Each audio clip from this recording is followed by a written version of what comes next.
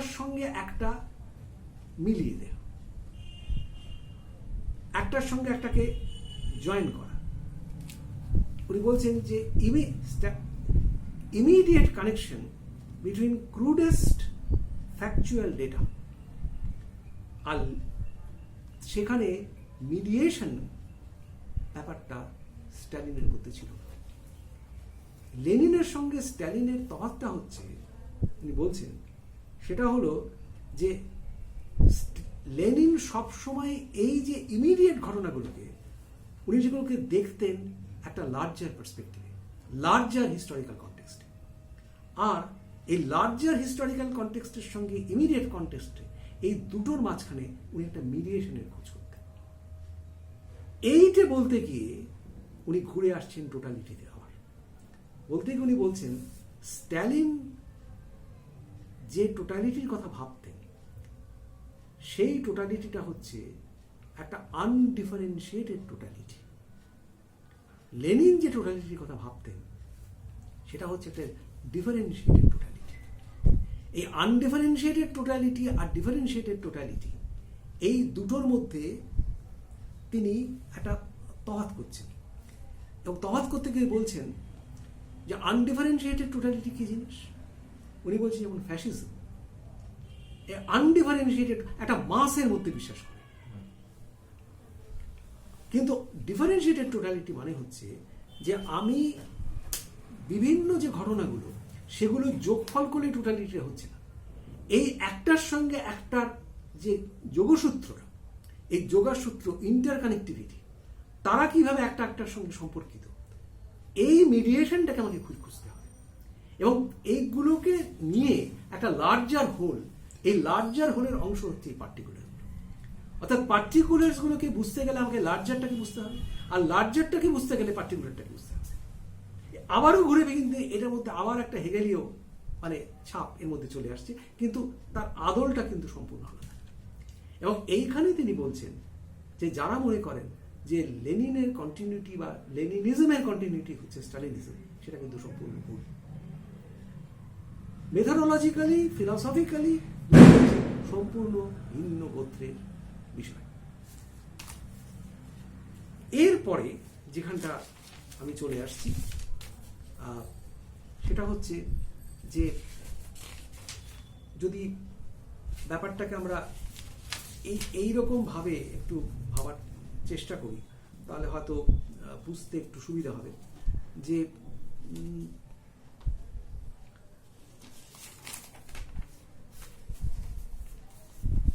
যে আমরা যখন আলোচনাটাকে এবারে শেষ করে আনছি, তখন হয়তো আমাদের ব্যাপারটা বুঝতে এদিক থেকে সুবিধা হবে যে এই তো হচ্ছে লুকাসের সামগ্রিক কতগুলো ব্যাপার।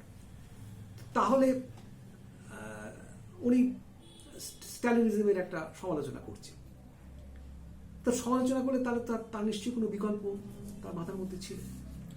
তো সেই বিকল্পটা কি? স্ট্যালিন কি, লুকাস কি সত্যি কোনো বিকল্পের কথা ভেবেছিল? এই বিকল্পের ভাবনাটা আমরা পাচ্ছি কিন্তু তার জীবনের একেবারে শেষ পর্বের লেখায়।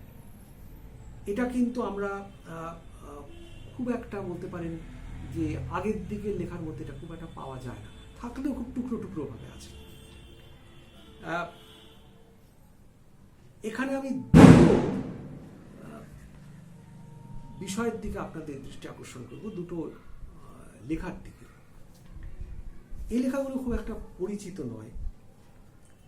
একটা হচ্ছে দ্য প্রসেস অফ ডেমোক্রেটাইজেশন। লুকাসের এই বইটা পাওয়া খুব শক্ত। সত্যি কথা বলতে কি, এটা লুকাসের, এটা বোঝা যায় জীবনের শেষ পর্বে, তখন তিনি খুবই অসুস্থ, এই লেখাটা তিনি শেষ করে যেতে পারেননি এবং ইনকমপ্লিট একটা পাণ্ডুলিপি। কিন্তু এখানে তিনি একটা বিকল্প দেওয়ার চেষ্টা করেছেন তার বক্তব্যে, স্টালিনিজমের সমালোচনা ইত্যাদি করে। এটা একটা। আরেকটা কাজ, সেটা পুরোটা যতটা জানা যায় উনি সম্পূর্ণ করে যেতে পারেননি। ইংরেজিতে এটা আংশিকভাবে প্রকাশিত হয়েছে, এটা দেখবেন, এটা অন্টোলজি এই নাম দিয়ে, অন্টোলজি এইটা নাম দিয়ে ইংরেজিতে 3টে খণ্ড আংশিকভাবে প্রকাশ করা হয়েছে 3টে পার্টে। অন্টোলজি একটা হচ্ছে হেগেল, একটা হচ্ছে মার্কস, আর একটা হচ্ছে লেবার। অত্যন্ত কঠিন লেখা। তো এখানে এই দুটোকে আমরা যদি মেলাই, সংক্ষেপে ব্যাপারটা দাঁড়ায় এইরকমই। তার যে অল্টারনেটিভ, সে অল্টারনেটিভটা যদি খুব ছোট ছোট করে বলা যায়, সে অল্টারনেটিভটা হচ্ছে এই রকমের। একটা ইঙ্গিত আমরা পাচ্ছি তার গোড়ার দিকে লেখার মধ্যে। তিনি বলছেন, পাণ্ডুলিপিটার নাম শুনে বুঝতে পারছেন, প্রসেস অফ ডেমোক্রেটাইজেশন। সমস্ত ঝোঁকটা হচ্ছে গণতন্ত্রের উপরে।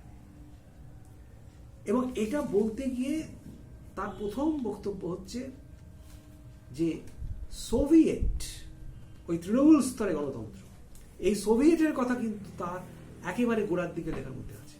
যখন তিনি প্রথম মার্ক্সবাদের দিকে আকৃষ্ট হচ্ছেন, সোভিয়েট, তৃণমূল স্তরে গণতন্ত্র প্রতিষ্ঠা করতে হবে। এবং একটা খেয়াল রাখতে হবে, উনি যখন এটা জানা যাচ্ছে, উনি যখন নাকি এইটা প্রসেস অফ ডেমোক্রেটাইজেশন লিখছেন, তার যদি মারাই গেছেন 1971 সালে, তার ঠিক আগে আগেই চেকোস্লোভাকিয়াতে 1968 সালে সোভিয়েত সামরিক হস্তক্ষেপ হয়ে গেছে, যেটা বোঝা যাচ্ছে তিনি একেবারেই উনি বরদাস্ত করছেন না। এইবারে 1 নম্বর হলো সোভিয়েত, 2 হচ্ছে পার্টি এবং রাষ্ট্র, এই দুটোকে আলাদা করতে হবে, বিচ্ছিন্ন করতে হবে। পার্টি স্টেট এই এই এই জিনিস কিন্তু চলবে না। 3 হচ্ছে যে ট্রেড ইউনিয়নস, এইগুলোকে একটা সক্রিয় ভূমিকা পালন করতে হবে। এবং এইসব কথাগুলো কিন্তু বলছেন, এটা আমার বলে নেওয়া দরকার এখানে, এইসব কথাগুলো উনি যে বলছেন, এই যে অল্টারনেটিভ টু স্ট্যালিনিজম ইত্যাদি, বা তার যে অল্টারনেটিভ, তার যে বিকল্প, এটা কিন্তু সবটাই মাথায় রয়েছে একটা কিছু বিষয় না। এগুলো কিন্তু কোনো মানে ধনতান্ত্রিক পুঁজিবাদী সমাজের এগুলো করতে হবে তা নয়। একটা সমাজতান্ত্রিক ব্যবস্থা, লুকাস যখন মারা যাচ্ছেন তখন তো ইউরোপের সমাজতন্ত্র রয়েছে, সোভিয়েত ইউনিয়ন রয়েছে, সেখানে কি করে গণতন্ত্র করতে হবে, এগুলো হচ্ছে তারই কতগুলো। ট্রেড ইউনিয়নগুলোকে তাদের স্বাধীনতা দিতে হবে, তাদের যে স্বকীয়তা বজায় রাখতে হবে, অর্থাৎ পার্টি কন্ট্রোল ট্রেড ইউনিয়ন, এটা কিন্তু করা চলবে না। আর আরেকটা কথা উনি বলছেন, এটা খুব মানে দার্শনিক প্রশ্ন, সেটা হচ্ছে যে আরেকটা কথা কিন্তু বলছে, প্রসেস অফ ডেমোক্রেটাইজেশনের মধ্যে আরেকটা কথা আছে, সেটা হচ্ছে, এবং সেটা আবার এই অন্টোলজি মধ্যে যে কথাটা আছে তার সঙ্গে খুব গভীরভাবে সম্পৃক্ত, বা খুব গভীরভাবে সেটা সম্পর্কিত। অন্টোলজির মধ্যে যে কথাটা আছে, উনি একটা কথা উনি বলছেন, সেটা হচ্ছে যে সোশ্যাল লেবার, এই আরো পরিষ্কার করে বললে ব্যাপারটা দাঁড়াচ্ছে এরকম, আনফোল্ডিং অফ সোশ্যাল লেবার, এইটাই হচ্ছে মানুষের মুক্তির রাস্তা, শ্রমের মুক্তি।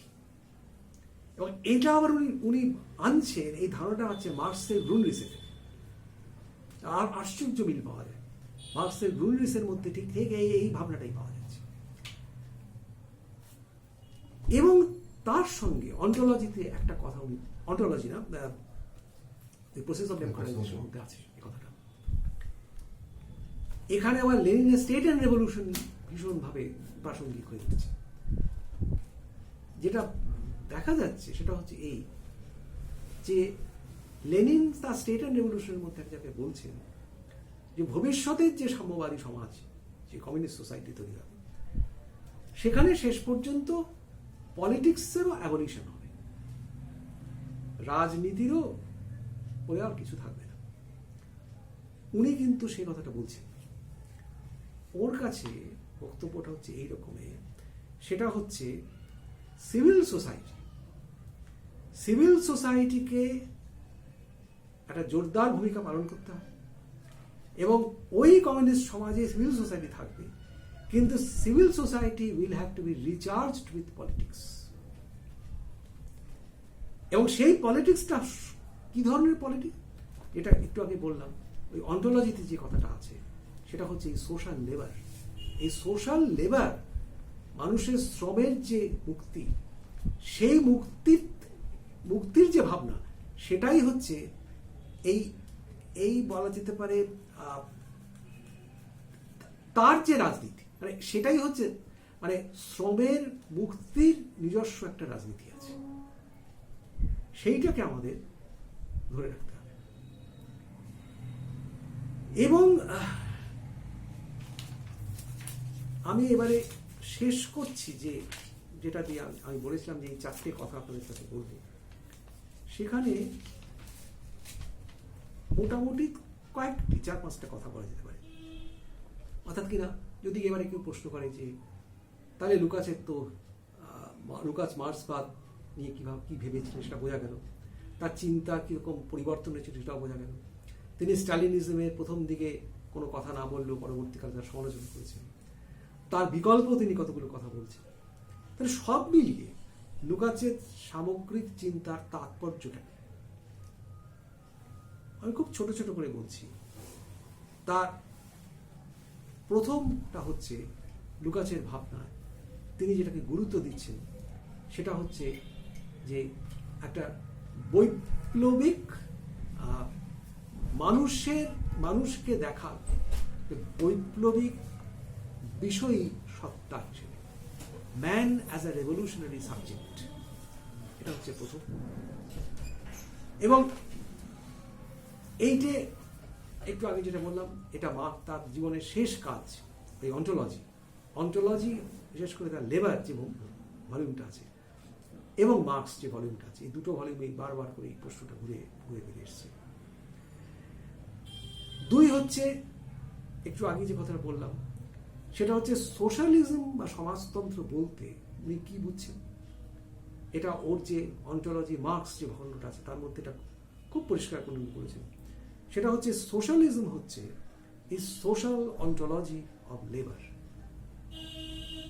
লেবারিং ম্যান, মানুষের শ্রমের মুক্তি, সেটাই হচ্ছে তার আত্মার মুক্তি, সেটাই হচ্ছে সমাজতন্ত্র।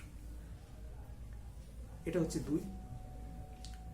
3 একটা খুব নতুন কথা উনি বলছেন, এটাকেও মার্ক্সবাদের কেতাবি আলোচনা আমরা পাই না। উনি বলছেন যে আমাদের একটা ধারণা আছে যে মার্ক্সবাদ মানে হচ্ছে বস্তুবাদ আর ভাববাদের দ্বন্দ্ব। আমি কিন্তু সেটা মনে করি না। উনি বলছেন মার্ক্সবাদ বলছেন যে দর্শনের ইতিহাসে আমরা মনে করি যে মূল দ্বন্দ্বটা মার্ক্সবাদীরা এইভাবেই দেখে এসছেন, বস্তুবাদ এবং ভাববাদ। উনি বলছেন তা না, দ্বন্দ্বটা হচ্ছে একদিকে হচ্ছে যুক্তিবাদ বা র্যাশনালিজম, আরেকটা হচ্ছে অযৌক্তিক ভাবনা চিন্তা, র্যাশনালিজম এবং ইরর্যাশনালিজম।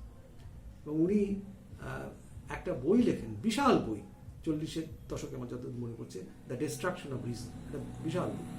সেই ডিস্ট্রাকশন অফ রিজনটা হচ্ছে, এবং এটা নিয়ে লুকাচের অনেক সমালোচনা হয়েছে।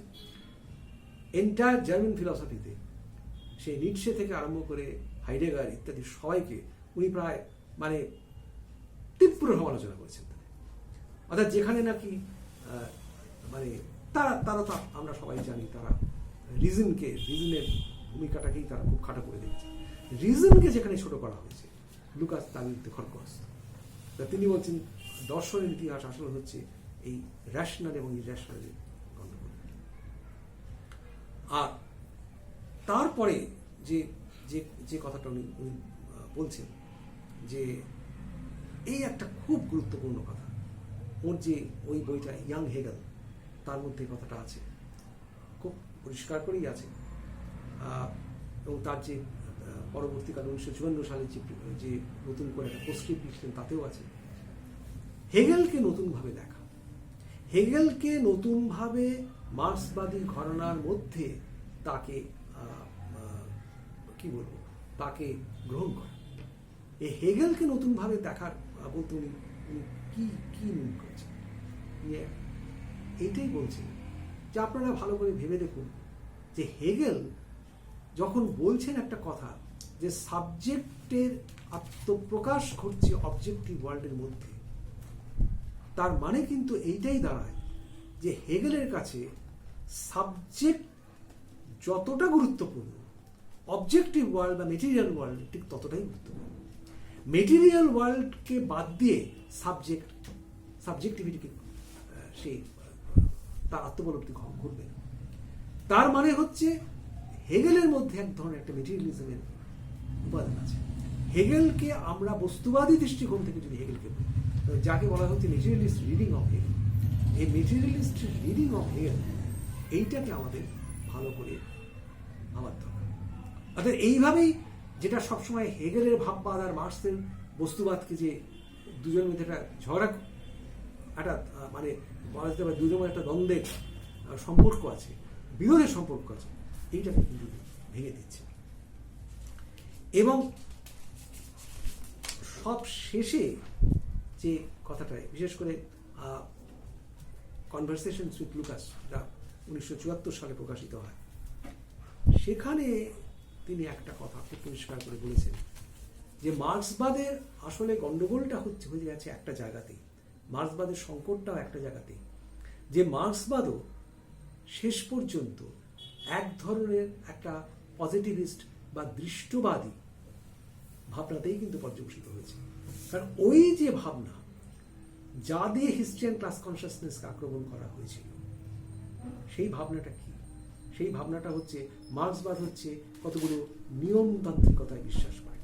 মার্ক্সবাদ মানে হচ্ছে ওই উৎপাদিকা শক্তি উৎপাদন সম্পর্কের যে বিরোধ, তাই দিয়ে অর্থাৎ ইতিহাসকে যান্ত্রিকভাবে দেখা, ইতিহাসকে একটা বলতে পারেন এক ধরনের যান্ত্রিক বস্তুবাদী ব্যাখ্যা। উনি বলছেন বুখারিন থেকে শুরু করে বহুজনই এই ভুলটা তারা করে গেছে। অর্থাৎ মার্ক্সবাদ বিজ্ঞানের নাম করে, বিজ্ঞান মনস্কতার নাম করে মার্ক্সবাদকেও দ্বিতীয় আন্তর্জাতিক যে কাজটা করেছিল সোভিয়েত ইউনিয়নেও, স্টালিন তন্ত্রেও এই ব্যাপারটাই হয়েছিল। অর্থাৎ ওই ছকে বাঁধা একটা নিয়মতান্ত্রিকতার যে ভাবনা মার্ক্সবাদকে গ্রাস করল, তার ফলেই কিন্তু মার্ক্সবাদের সংকট। এবং এইটাকে কাটিয়ে উঠতে গেলে আমার দরকার হচ্ছে একটা বিকল্প মার্ক্সবাদ, এবং সেই বিকল্প মার্ক্সবাদ হচ্ছে ওই মানবতা ধর্মী সোশ্যাল অন্টোলজি অফ লেবার। এবং সেইখানেই বারবার করে ঘুরে এসছে এথিক্সের প্রশ্ন, নৈতিকতার প্রশ্ন। উনি বলছেন এক জায়গায় যে আমি যে কমিউনিস্ট পার্টির দিকে আকৃষ্ট হয়েছিলাম তার প্রধান কারণ হচ্ছে তার নৈতিকতা। তার একটা লেখাই আছে যে moral mission of the communist party. তা এইগুলো ভাবলে পরে আমার মনে হয় যে একটা লুকাসের একটা মোটামুটি আমরা একটা সামগ্রিক ভাবনা আমরা পেলাম। এবং এটা নিয়ে পরবর্তীকালে আমরা হয়তো আমার মনে হয় যে মার্ক্সবাদের সামগ্রিক যে বৌদ্ধিক ইতিহাস, সেটাকে লুকাসের দৃষ্টিকোণ থেকে আমরা যদি বিচার করি, তাহলে হয়তো সেটা একটা সম্পূর্ণ নতুন মাত্রা অর্জন করে। আপনাদের অনেক ধন্যবাদ। আমার বক্তব্য এখানেই শেষ। প্রশ্ন থাকলে এইটাই।